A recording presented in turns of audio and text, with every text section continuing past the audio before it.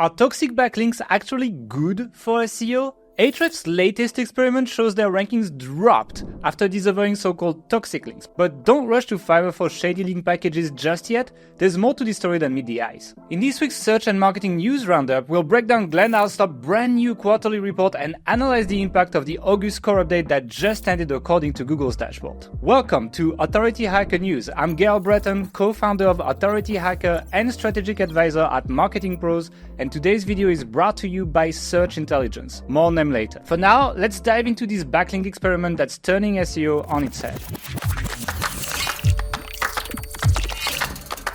As we all know, backlinks are an important part of ranking well on Google, but what about those shady, low-quality links that might be dragging your site down? To try to find the answer, Joshua Hardwick from Ahrefs has run an interesting experiment testing the impact of so-called toxic backlinks. His experiment aimed to test the effectiveness of a popular SEO tool's toxic backlink functionality. Now, he did not give the name of the tool, but we're betting it's either SEMrush or Link Research Tool. The two are the biggest names in the game. To us, this study is particularly interesting because it's common for people to blame poor rankings on bad links. And we wanted to know if it's really the case. So here's how it went down. Joshua selected 3 URLs from the Ahrefs blog, and using the mystery SEO tool, he identified and disavowed 129 backlinks flagged as toxic. The plan was to let the experiment run for a full month, but Google threw a wrench in the works by rolling out the August core update. So Joshua decided to call it quits after 20 days, figuring out that it would probably be enough to see the results anyway. So what actually happened? Well, it's kind of a mixed bag. According to Google Search Console, the overall organic traffic for the post dropped by 7.1% after disavowing. But here's where it gets interesting. The GSC data and Ahrefs data told slightly different stories. The GSC data showed that before the disavowal, the traffic was on a slight upward trend for these posts, but afterwards it started to dip, suggesting that disavowing these links was actually harmful to Ahrefs. The Ahrefs tool, on the other hand, suggested that before the disavowal, the visibility was already trending backwards and it flatlined after disavowing links, suggesting that it might actually have helped their blog. So which one should we trust? Well, Patrick Stokes, who is an Ahrefs product advisor and technical SEO guru, chimed in and he suggested that Ahrefs data is more relevant here. What he explained basically is that the average search volume is a better measure of ranking than the GSC data, mostly because the GSC data can be influenced by factors like seasonality and just luck when pages are quite low traffic like you will see in a case study. Now I know what you're probably thinking, of course the Ahrefs guy is going to say Ahrefs data is better, but I think he has a point. Over a short period of time, organic traffic can fluctuate widely due to holidays, CTR variations, etc. So I think it does make sense in this case. One thing that doesn't make sense though is you not subscribing to our channel. We break down the most important SEO and search marketing news every single week, and we share actionable insights on the latest updates, experiments, and opportunities. So hit the subscribe button now to avoid being left behind. Now, before we dive deeper into the individual pages of this study and how they fared, here's a quick word from our sponsor, Search Intelligence. They recently ran a digital PR campaign that earned their client links in top news sites like The Mirror, Express, and Yahoo News. By analyzing Google search data for terms like fraud number and fraud helpline, they identified the top 5 UK banks where customers are suffering from fraud. They crafted a compelling press release, and within days, their story was featured in many major publications, landing 16 high-quality links. So if you're looking to boost your link building with a creative digital PR campaign, head on over to search-intelligence.co.uk. Alright, now let's dive into Ahrefs' specific results with this study. First up, we have the SEO pricing guide page. Pre-disavow, it was pulling 574 organic visits, and post-disavow, it dropped to 505 visits, which is a 12% decrease. According to GSC data, the traffic was flatlining before and after the disavow. And the Ahrefs data, on the other hand, showed a slight downward trend before disavowing, which then flatlined out. So, did disavowing the links help? Well, maybe a tiny bit, but it's more likely we're just seeing a long downward trend finally hit rock bottom. The next page we have in the case study is the top YouTube searches page. This page is a bit of a downer. It went from 291 organic visits to 267 after the disavow. That's an 8.25% drop. Now, as I said, the number of visits is not a lot, so the fluctuation could be some kind of margin of error here. But regardless, GSC and Ahrefs agree on this one. Traffic was trending up before disavowing and took a nosedive after. It looks like disavowing might actually have hurt this page, meaning some links that Google deemed high quality were flagged as toxic by the tool they used. This is especially concerning as these results were confirmed shortly after with a significant drop in estimated traffic about 10 days after the experiment ended. And last but not least, we have the top Bing searches page. This page actually saw a 12.82% increase in traffic, going from 156 visits to 176 visits. The GSC data shows an upward trend both before and after disavowing, while the Ahrefs data shows a downward trend both before and after. So in this case, it seems like disavowing has almost no impact. So what does Ahrefs make of all of this? In their words, disavowing toxic backlinks basically did nothing. They found that it hurt one page a bit, it slightly helped the other, and had no impact on the SERP. Their takeaway was that blindly disavowing toxic backlinks reported by SEO tools is unlikely to have much, if any, positive impact at all. If you ask us, this was an interesting case study, but the results are not clear at all. Was the tool doing a poor job identifying toxic backlinks, or is disavowing backlinks just a waste of your time? Well,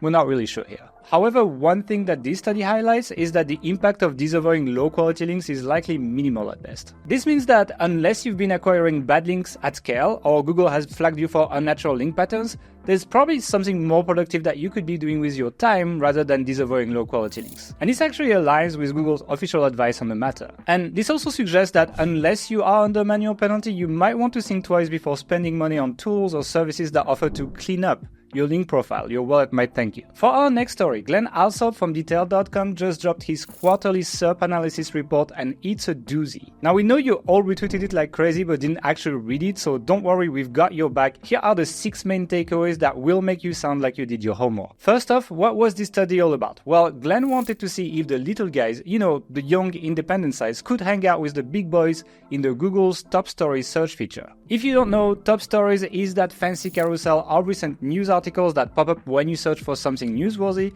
It's kind of a big deal. It's sending an estimated 200 million monthly clicks to the top 100 sites alone. Glen also wanted to know if the system was gameable like traditional SEO is, and he analyzed the whopping 45 million keywords to get the lowdown on what's happening in his prime real estate of search results. And in a shocking turn of events, the big players are hogging the spotlight. The top 20 domains from January to June 2024 are media giants like the New York Times, Variety, The Atlantic, Daily Mail, Washington Post, NBC News, you get the picture. But some small publishers are actually giving the big guys a run for their money.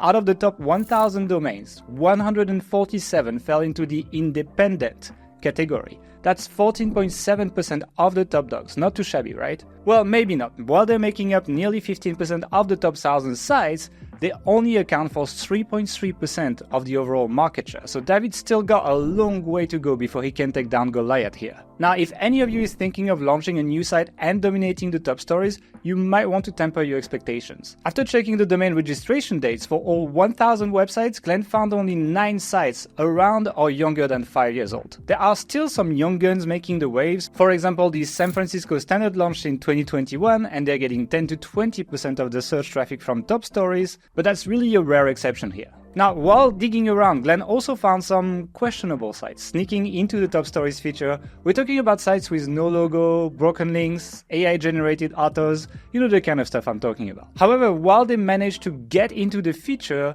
they were only averaging about 40,000 visits per month from top stories. So they're getting their foot in the door, but they're not exactly running the show here. Big media conglomerates, on the other hand, are on a rampage in the top stories feature. Just 5 companies are behind 188 of the top 1,000 sites. And if we expand that to the top 10 brands, they're behind 284 of the top 1,000 sites. And last but not least, let's talk about Yahoo. Many of Yahoo's ranking are for articles they've syndicated from other sites. In other words, they're ranking well for content they did not even create. One article alone pulled in an estimated 17,000 clicks for Yahoo from top stories despite being written for and canonicalizing to another website. It's like Google doesn't give a shit for its own webmaster's guideline, ranking pages with a clear, rare canonical pointing to the original. So what can we take away from this study? Well, top stories is very much a top sites feature, further skewing Google's results towards large publishing houses rather than small independent sites that only makes 3.3% of the clicks of the feature. It is possible to hack your way in, but it's even more difficult than hacking your way to the top of the organic results. I'd say overall this feature is not good news for you if you're not DR80+. In other more positive news, the Google Core update has officially wrapped up and Google has confirmed the rollout finished on September 3rd, 2024. Now that the dust is settling, let's do a quick dive into the aftermath and see who's come out on top and who's been left licking their wounds. We'll do a deeper analysis next week, but we knew you couldn't wait, so here you go. First up, let's start with the success stories. Many sites saw positive results from this update, including Housefresh, the SEO industry's favorite underdog that has shown some serious signs of recovery. They've gone from practically zero organic traffic before the update to a cozy 30,000 monthly estimate according to Ahrefs. It's like watching a phoenix rise from the ashes, and if the trend continues, they might just see a full recovery to their pre-HCU traffic. Another site that's kind of making a comeback is the popular gaming website RetroDodo. They've seen their organic traffic climb from around 35,000 before the update to about 82,000 today according to Ahrefs. Now, before we break out the champagne, remember they were pulling over 500,000 estimate before the HCU hits. So while this is progress, they're not out of the woods yet, and with the update being done, this is not great news for their business overall. And then there's Reddit. It's like the Energizer Bunny of search. It just keeps going and going and going. And LilyRay reports that Reddit has surged 300 Systrix visibility points since the core update started. To put that in perspective, sites that were previously hit by the September HCU are only seeing visibility increases of between 0.5 and 2 visibility points. So Reddit's not just winning the race here, it's lapping around the competition 10 times. And it's not been a smooth sailing for everyone. According to a recent poll by Barry Schwartz, 44% of SEOs are still saying their rankings and traffic are down since the August core update started. Now take this poll with a grain of salt though. People who lose during these updates are way more likely to participate in these polls than the people who are winning usually. We're gonna do a much bigger breakdown of this update next week, so if you don't want to miss it, now's the perfect time to hit that subscribe button and ring the bell. Now, for our final story, it looks like Google's legal trouble are far from over. Hot on the wheels of Google being declared a monopoly, which we covered in a previous video,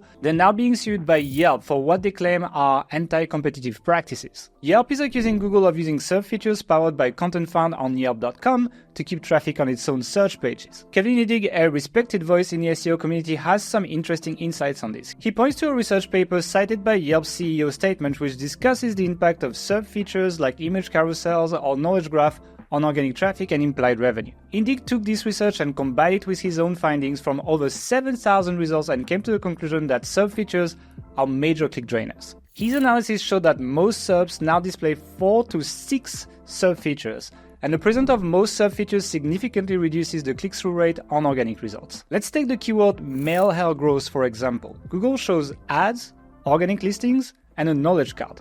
That's 3 SERP features right here, and the impact is even worse on mobile where Google often gives the answers through a knowledge panel without showing any organic results above the fold. Through his research, Iddig also found that organic results now appear most often in position 2 in 73.6% of the case, rather than position 1 in 51.5% of the cases.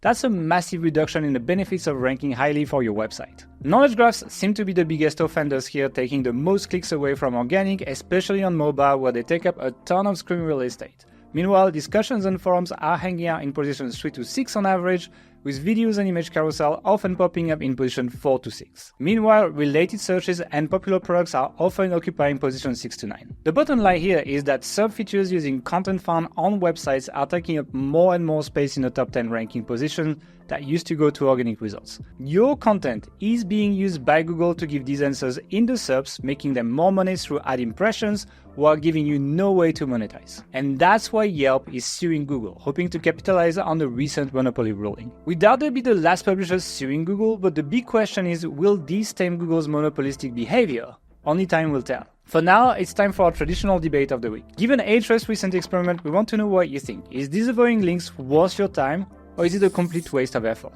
We're eager to hear your thoughts, so drop them in the comments below. We'll read every single one of them. And if you like this video, you're probably like this one.